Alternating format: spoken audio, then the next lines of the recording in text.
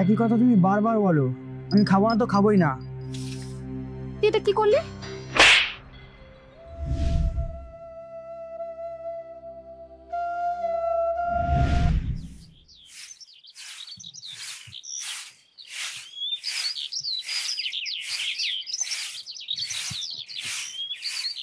সুবর্ণা, এই নাও বাজার। আর শোনো না, তুমি যে ওই মাংস আনতে বলেছিলে, আজ সেটা আনতে পারিনি, কেননা পয়সায় কুলোয়নি। আমি জানতাম তুমি আনবে না, তোমাকে শুধু শুধু বলে মুখটাই নষ্ট করা। রাগ করছো কেন?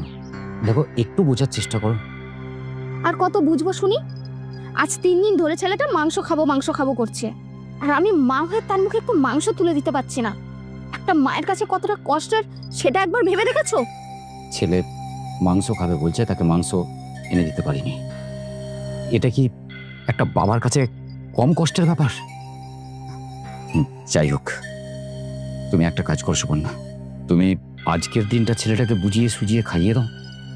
কাল আমি যেমন করি হোক হচ্ছে না মাংস নিয়ে আসবো। তুমি তো বলেই খালাস, আর যত ঝামেলা পথ হয় আমাকে।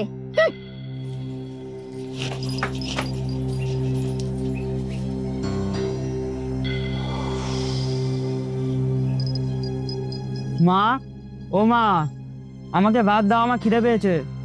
দিচ্ছি রে বাবা, দিচ্ছি, দাঁড়া।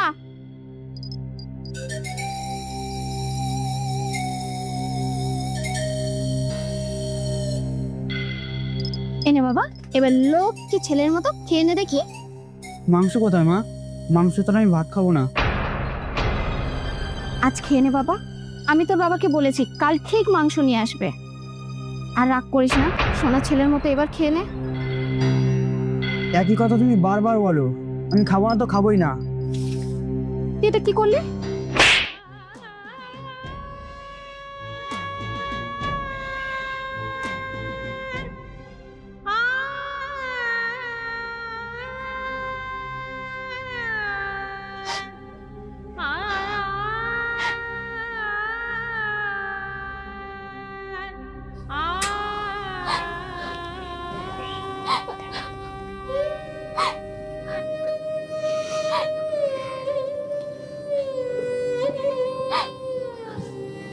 কি হলো? ওভাবে কান্না করছো কেন? তাহলে কি করব? ছেলেটাকে খেতে দিয়ে তার গায়ে হাত তুলতে হচ্ছে। ছেলেটা আমার না খেয়ে কাঁদতে কাঁদতে উঠে যাচ্ছে। এরপরও কি বলতে চাও তুমি? আমি হাসবো?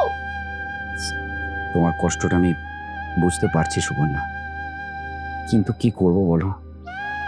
তুমি কি ভাবছো আমার কষ্ট হচ্ছে না? না, হচ্ছে না। আর তা যদি হতো তাহলে ছেলেটা কবে থেকে মাংস খাবে বলছে, তাহলে সেটা তুমি না এনে থাকতে পারতে না। সুবর্ণা, তোমরা মেয়েরা সবকিছু কেঁদে কেঁদে মুখে বলো বলে ভাবো তোমাদের কষ্ট হয়, আর আমরা ছেলেরা মুখে কিচ্ছু বলতে পারি না, হাউ মাউ করে কাঁদতে পারি না। কিন্তু এর জন্য যে আমাদের ভেতরে কতখানি কষ্ট হয় সেটা তোমাদেরকে বলে বোঝাতে পারবো না, তোমরা বুঝবেও না। আমার বুঝে কাজ নেই, আমি শুয়ে পড়লাম, আমাকে একদম ডিস্টার্ব করবে না। জীবন মৃত্যুর মাঝে দাঁড় করিয়ে এ কোন পরীক্ষায় ফেললে ভগবান? এর থেকে তুমি আমায় মৃত্যু দাও, মৃত্যু দাও, মৃত্যু দাও। সবই তো শুনলে, এবার বলো আমি কি করে এই কষ্টগুলো সহ্য করব? তোমার সব কথা শুনলাম বৌদি, তোমার কষ্টটাও বুঝলাম, তবে আমি তোমার এই কষ্টটা লাঘব করে দিতে পারি, কিন্তু তার জন্য তোমাকে আমার একটা কথা রাখতে হবে। আমি আর এই কষ্ট সহ্য করতে পারছি না, আর এই কষ্ট দূর করার জন্য বলো আমাকে তোমার কি কথা রাখতে হবে? তেমন কিছু না, বুঝতেই পারছো বিয়েটা এখনো হয়নি, আমি বুড়ো ছেলে, তো ওই মাঝে মাঝে আমার এই শরীরটা তোমাকে একটু ঠান্ডা করে দিতে হবে আর কি। মানে মোদ্দা কথা এটাই যে তুমি আমাকে দেখবে আর আমি তোমাকে। না না, এর কাজ আমি করতে পারবো না। ও জানতে পারলে বা শুনলে খুব কষ্ট পাবে। দেখো বৌদি, আমার যেটা বলার ছিল আমি তোমাকে বলে দিয়েছি, এবার তোমার ব্যাপার। তাছাড়া আমি তোমাকে জোর করছি না। আমি বলছিলাম ঠাকুরপো, তুমি আমার কাছে অন্য কিছু চাও। বৌদি তুমি বুঝছো না। দেখো, এই ছেলেদের থেকে টাকা আর মেয়েদের থেকে যৌবন, এছাড়া আমার আর কিছু চাওয়ার নেই। আর তাহলে তুমি যখন রাজি নয় তাহলে আমি আর কি করব? ঠিক আছে, আজ তাহলে আসি। ঠাকুরপো, তুমি যেও না, আমি তোমার প্রস্তাবে রাজি। বৌদি, मियाँ बीवी राजी तो क्या करेगा पाजी।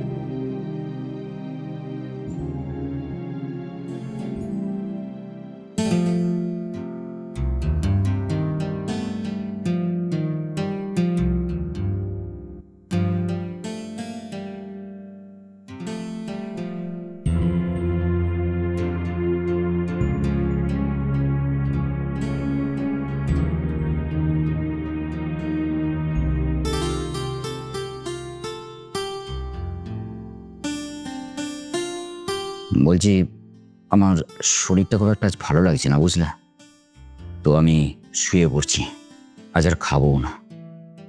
তুমি এক কাজ করো, এই টাকাগুলো রাখো। কেন, কি হয়েছে তোমার? আর কিছু না। এ কি, তোমার হাতে কি হয়েছে? কি করেছো তুমি?